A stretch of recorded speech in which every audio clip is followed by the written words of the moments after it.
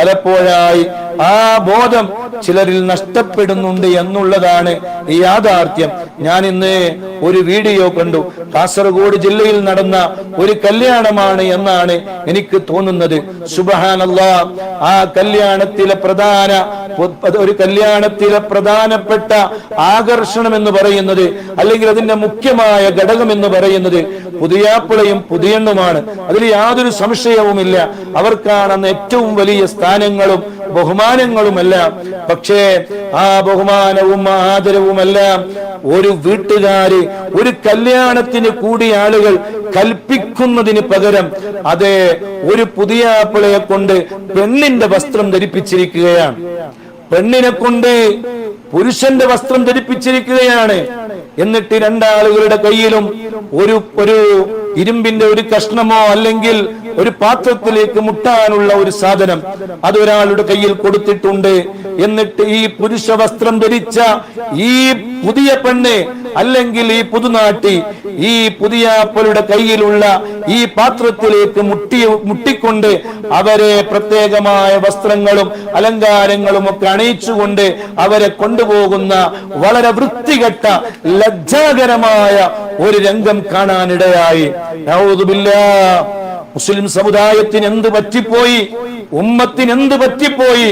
ഒരു ഭാഗത്ത് ഇന്ത്യയുടെ വ്യത്യസ്തങ്ങളായ സംസ്ഥാനങ്ങളിൽ പാവപ്പെട്ട മുഅ്മിനീങ്ങൾ ഹബീബായ കരളിന്റെ കഷ്ണമായ സ്നേഹനിധിയായ മുത്തു നബി സല്ലല്ലാഹു അലൈഹി വസല്ലം തങ്ങളെ നിന്ദിച്ചതുമായി ബന്ധപ്പെട്ട് അതിന്റെ പേരിൽ ആക്രമിക്കപ്പെടുകയും പീഡിപ്പിക്കപ്പെടുകയും ചെയ്യുമ്പോ അതേ ഉമ്മത്തിലെ ആളുകൾ മുത്തു നബി സല്ലല്ലാഹു അലൈഹി വസല്ലം തങ്ങളുടെ പരിശുദ്ധമായ ആ ഇസ്ലാമിന്റെ ശിയാറുകളെ തീർത്തും അതിനെ അവഗണിച്ചുകൊണ്ട് അതിനെ കളിയാക്കുന്ന രൂപത്തിലുള്ള പ്രവർത്തനങ്ങൾ കാണുമ്പോ വളരെ വിഷമം തോന്നിപ്പോവുകയാണ്, വളരെ വേദന തോന്നിപ്പോവുകയാണ്.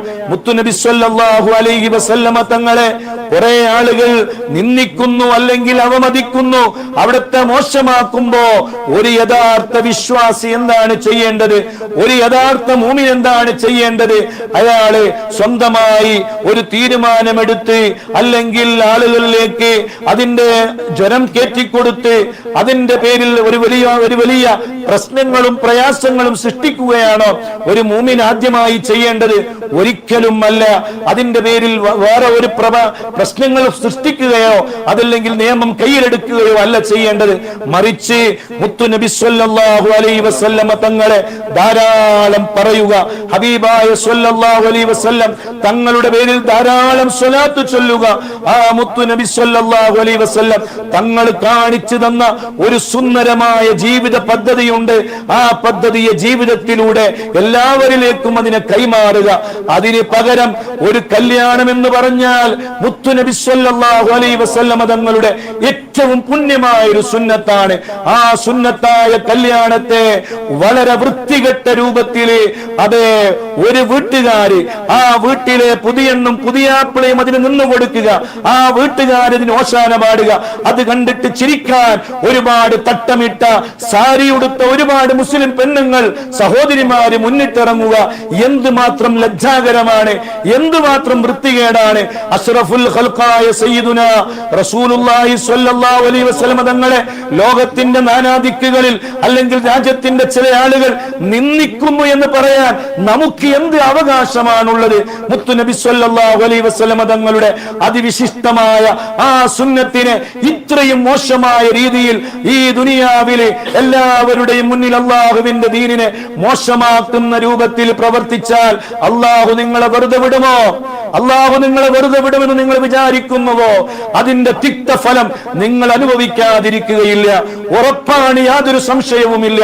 അള്ളാഹുവിന്റെ പരിശുദ്ധമായ മക്കയിൽ നിന്നുകൊണ്ടാണ് ഞാനിത് പറയുന്നത്. ഒരിക്കലും അള്ളാഹുവിന്റെ ദീനിനെ കളിയാക്കാൻ പാടില്ല. കല്യാണം എന്ന പേരും പറഞ്ഞ് ഇങ്ങനെയുള്ള പേക്കൂത്തുകൾക്ക് ഒരു ഉപ്പയും ഒരു ഉമ്മയും കൂട്ടുനിൽക്കാൻ പാടില്ല. നമ്മുടെ കല്യാണ വീടുകളിലേക്ക് മഹാന്മാരുടെ വലിയ വലിയ ഔലിയാക്കളുടെ സ്വാലിഹീങ്ങളുടെ അമ്പിയാക്കളുടെ അറുവാ അർവാഹുകൾ, നമ്മുടെ സ്വന്തം മരിച്ചുപോയ ഉപ്പയുടെയും ഉമ്മയുടെയും അർവാഹുകൾ നമ്മുടെ വീടുകളിലേക്ക് വരണ്ടേ? എന്റെ മകളുടെ കല്യാണം അല്ലെങ്കിൽ എന്റെ പേരക്കുട്ടിയുടെ കല്യാണം, ആ കല്യാണത്തിൽ പങ്കെടുക്കുവാൻ മരണപ്പെട്ടു പോയ നമ്മുടെ ഉപ്പമാരും ഉമ്മമാരും വല്യുപ്പമാരും വല്യുമ്മമാരും ഇങ്ങനെയുള്ള വീടുകളിലേക്ക് വരും. അവരുടെ ശാപമല്ലേ നിങ്ങൾക്കുണ്ടാവുക? എത്രമാത്രം വൃത്തികേടാണ് കാട്ടിക്കൂട്ടിയത് എന്ന് ചിന്തിക്കുമ്പോ മനസ്സ് വല്ലാതെ വേദനിച്ചു പോവുകയാണ്. മുമ്പ് ഞാൻ ഇതുപോലെ വേറൊരു വിഷയമുണ്ടായപ്പോ ഓർമ്മപ്പെടുത്തിയിരുന്നു. അതിൽ നിന്നും പാഠം ഉൾക്കൊള്ളുന്നില്ല എന്ന് പറഞ്ഞാൽ ഇനി എപ്പോഴാണ് നമ്മൾ പഠിക്കേണ്ടത്? ഇനി എപ്പോഴാണ് നമ്മൾ മാറേണ്ടത്? മരിച്ച് ഖബറിലേക്ക് പോകേണ്ടവരാണ് എന്ന യാതൊരു ചിന്തയുമില്ലാതെ അതിന് കൂട്ടുനിന്നവരും കൂട്ടുനിൽക്കുന്നവരും നാളെ നാഥനായ റബ്ബിന്റെ കോടതിയിൽ മറുപടി പറയേണ്ടി വരും. നമ്മുടെ വീട്ടിലേക്ക്, കല്യാണ വീടുകളിലേക്ക് വരണം. ആര് വരണം?